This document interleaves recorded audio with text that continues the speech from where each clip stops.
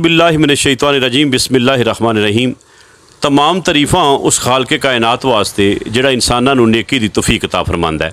दरूद होवे हज़रत मुहम्मद मुस्तफ़ा सल्लल्लाहु अलैहि वसल्लम दी ज़ाते अक़दस ते जिन्हां दी गुलामी ते सानूं सारिआं नूं फ़ख्र है। ज़माना जो तरक्की कर रहा है और इस जदीद दौर च आके इंसान बहुत ज़्यादा परेशान है। बीमारियां च इजाफा हो रहा है और रूहानी तौर पर बहुत सारिया बेचैनियाँ जड़ियाँ ने वो जन्म लै रही ने। हर बंदा परेशान नज़र आता वे। मिट्टी के बर्तन, मिट्टी का बर्तन वो जिहदे विच मेरे ते तुहाडे प्यारे नबी हज़रत मुहम्मद मुस्तफ़ा सल्लल्लाहु अलैहि वसल्लम ने पानी पीता और आपने मट्टी के बर्तन इस्तेमाल किए।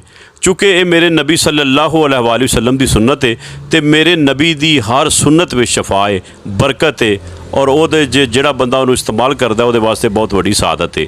जदीद दौर दे विच मिट्टी के बर्तनों असीं भुल गए हाँ। कदी वो दौर सी कि मिट्टी दीयां भांडे होंदे सन, मिट्टी दीयां हांडियां होंदियां सन, मिट्टी दे ही प्याले होंदे सन, ठूठियां होंदियां सन और इस तरह दीवे होंदे सन। हुण चूँकि जदीद दौर आ गया है, लेकिन मैं इस वक्त मौजूद हाँ डस्का दे विच, निस्बर रोड डस्का ते। मेरे दोस्त ने बड़े अच्छे पुराने तलक ने इन्हां नाल, इमरान साहब जिहड़े ने माशाअल्लाह गुज़श्ता 25-30 सालों तो इस पेशे नाल वाबस्ता ने।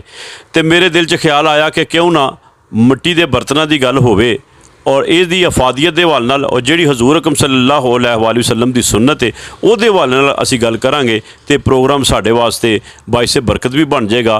तो इंशाअल्लाह क़यामत वाले दिन इस दौर च असीं अगर सुन्नत की गल करांगे तो साडे वास्ते इंशाअल्लाह बाइसे बख्शिश भी बनेगा। तो आओ मैं तुहाडी गल इमरान साहब नाल करवाना वा जी। अस्सलाम वालेकुम इमरान साहब। वालेकुम सलाम जी यासी साहब। सर जी बहुत शुक्रिया। मैनू पता है तुहाडा वक्त काफ़ी कीमती हुंदा है और मेरे बड़े अच्छे पुराने दोस्त भी हो, भाई हो। सब नूं पहलां ये दसो कि तुसीं इस मिट्टी के बर्तनों के कारोबार के नाल किदों दे मुंसलिक हो?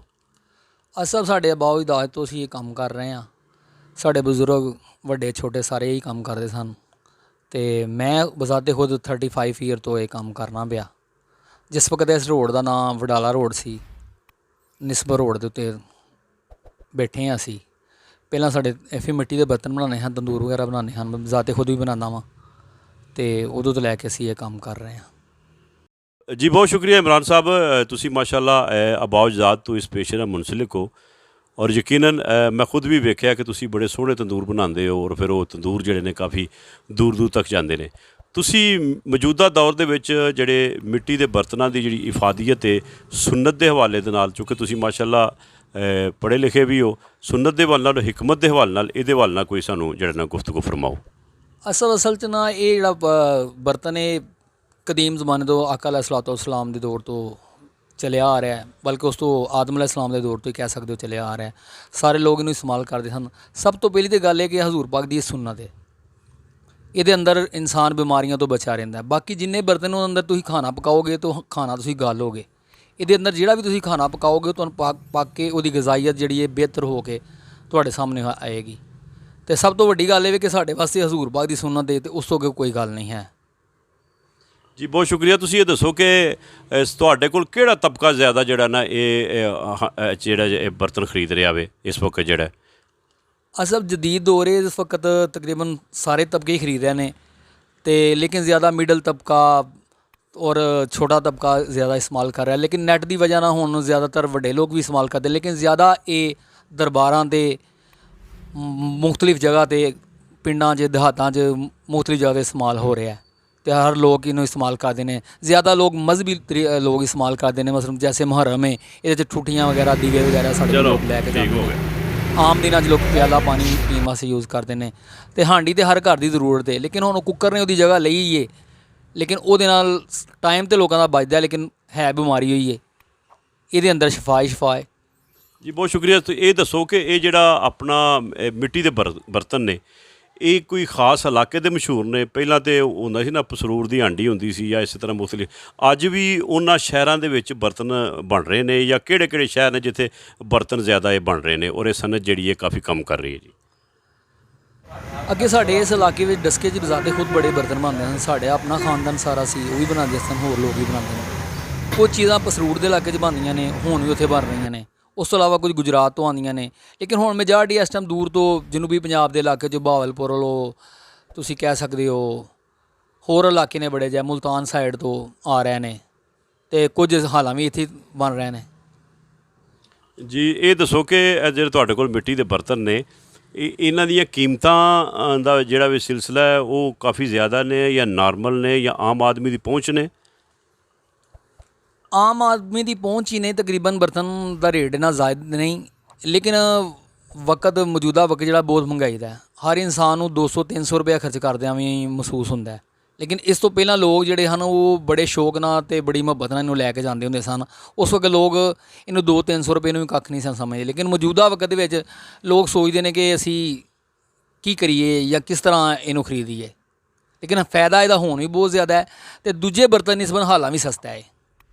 ਇਹ ਘਰ ਵਿੱਚ ਅਮੂਮਨ ਜਿਹੜੇ ਆਪਣਾ ਅਸੀਂ ਇਸਤੇਮਾਲ ਕਰਨੇ ਆ ਪਤੀਲੀਆਂ ਅਤੇ ਹਾਂਡੀ ਇਸਤੇਮਾਲ ਹੁੰਦੀ ਹੈ, ਇਹਦੇ ਹਵਾਲੇ ਨਾਲ ਦੱਸੋ ਕਿ ਆਪਣਾ ਹਾਂਡੀ ਵਿੱਚ ਪਕਾਏ ਖਾਣੇ ਦੇ ਵਿੱਚ ਜਾਂ ਜਿਹੜਾ ਪਤੀਲੀ ਵਿੱਚ ਉਹਦੀ ਗਜ਼ਾਈਅਤ ਦਾ ਤਾਂ ਹੁੰਦਾ ਹੈ। ਇਹ ਜਿਹੜੀ ਜਦੀਦ ਕਿਸਮ ਦੀ ਮਿੱਟੀ ਕੋਈ ਖਾਸ ਐਸੀ ਹੈ ਜਿਹੜੀ ਕਿ ਉਹਦਾ ਜਿਹੜਾ ਆਪਣਾ ਮਜ਼ਬੂਤੀ ਜਾਂ ਇਸ ਹਵਾਲੇ ਨਾਲ ਕੋਈ ਤੁਹਾਡੇ ਕੋਲ ਜਿਹੜਾ ਜਦੀਦ ਦੌਰ ਦੇ ਮੁਤਾਬਕ ਕੋਈ ਇਹਦੇ ਵਿੱਚ ਵੀ ਕੋਈ ਫ਼ਰਕ ਆਇਆ ਟੈਕਨੋਲੋਜੀ ਵਿੱਚ, ਬਰਤਨ ਦੀਆਂ ਵਿੱਚ ਕੋਈ ਬਣਾਉਣ ਦਾ ਕੋਈ ਤਰੀਕਾ ਜਿਹੜਾ ਬਦਲਿਆ ਹੋਵੇ ਜਾਂ ਉਹਦੇ ਵਿੱਚ ਮਜ਼ੀਦ ਕੋਈ ਬਿਹਤਰੀ ਕੀਤੀ ਗਈ ਹੋਵੇ? ਅਸਲ ਮਿੱਟੀ ਇਹਦੇ ਅੰਦਰ ਯੂਜ਼ ਤੇ ਖਾਸ ਕਿਸਮ ਦੀ ਹੁੰਦੀ ਹੈ, ਠੀਕ ਹੈ। ਉਹ ਹੁਣ ਬਣਾਉਣ ਵਾਲੇ ਨੂੰ ਉਹਦੀ ਪਹਿਚਾਣ ਹੋਏਗੀ, ਦੂਸਰੇ ਨੂੰ ਇਨਸਾਨ ਨੂੰ ਇਹਦੀ ਪਹਿਚਾਣ ਨਹੀਂ ਹੈ। ਮਿੱਟੀ ਜਿਹੜੀ ਹਾਂਡੀ ਹੈ ਇਹਦੇ ਅੰਦਰ 2 ਕਿਸਮ ਦੀ ਮਿੱਟੀ ਯੂਜ਼ ਹੁੰਦੀ, ਇਹਦਾ ਥੱਲਾ ਹੋਰ ਮਿੱਟੀ ਦਾ ਲੱਗਦਾ ਹੈ ਔਰ ਉਤਲਾ ਹਿੱਸਾ ਹੋਰ ਚੀਜ਼ ਦਾ ਬਣਦਾ ਹੈ, ਠੀਕ ਹੈ। ਉਹਦੇ ਨਾਲ ਇਹਦੀ ਮਜ਼ਬੂਤੀ ਜਿਹੜੀ ਹੈ ਨਾ ਬਹੁਤ ਜ਼ਿਆਦਾ ਵੱਧ ਜਾਂਦੀ ਹੈ। ਜੀ ਬਹੁਤ ਸ਼ੁਕਰੀਆ ਇਮਰਾਨ ਸਾਹਿਬ। ਮੈਂ ਯਕੀਨਨ ਜੀ ਇਹ ਪ੍ਰੋਗਰਾਮ ਵਿਖਾਉਣ ਦਾ ਤੁਹਾਨੂੰ ਮਕਸਦ ਇਹ ਵੇ ਕਿ ਸਾਨੂੰ ਆਪਣੀ ਜਿਹੜੀ ਇਹ ਆਖਰਤ ਵੱਲ ਵੀ ਵੇਖਣਾ ਚਾਹੀਦਾ ਹੈ ਔਰ ਖਸੂਸੀ ਤੌਰ 'ਤੇ ਆਪਣੀ ਫਿਤਰਤ ਵੱਲ ਵੇਖਣਾ ਚਾਹੀਦਾ ਹੈ। ਔਰ ਸਭ ਨੂੰ ਵੱਡੀ ਗੱਲ ਹੈ ਕਿ ਨਬੀ ਸੱਲੱਲਾਹੁ ਅਲੈਹਿ ਵਸੱਲਮ ਦੀ ਸੁਨਨਤ ਦੇ ਵਿੱਚ ਸ਼ਫਾ ਵੀ ਹੈ, ਬਰਕਤ ਵੀ ਹੈ ਔਰ ਜਿਹੜਾ ਬੰਦਾ ਇਸਤੇਮਾਲ ਕਰਦਾ ਸਾਦਤ ਵੀ ਹੈ। ਮਿੱਟੀ ਦੇ ਘੜੇ ਦਾ ਪਾਣੀ ਅਤੇ ਫਰਿੱਜ ਦੇ ਆਪਣਾ ਠੰਡੇ ਪਾਣੀ 'ਚ ਫ਼ਰਕ ਤਾਂ ਹੈ ਨਾ ਜੀ। ਔਰ ਇਸੇ ਤਰ੍ਹਾਂ ਪਤੀਲੀ 'ਚ ਪੱਕੇ ਹੋਇਆ, ਪ੍ਰੈਸ਼ਰ ਕੁੱਕਰ 'ਚ ਵਿੱਚ ਪੱਕੇ ਹੋਏ ਖਾਣੇ ਦਾ ਅਤੇ ਆਪਣਾ ਹਾਂਡੀ ਵਿੱਚ ਪੱਕੇ ਹੋਏ ਖਾਣੇ ਦਾ ਫ਼ਰਕ ਤਾਂ ਹੈ ਨਾ ਜੀ। ਗਲਾਸ ਵਿੱਚ ਪੀਣਾ ਔਰ ਮਿੱਟੀ ਦੇ ਪਿਆਲੇ ਵਿੱਚ ਪੀਣਾ ਫ਼ਰਕ ਤਾਂ ਹੈ ਵਾ ਨਾ ਜੀ।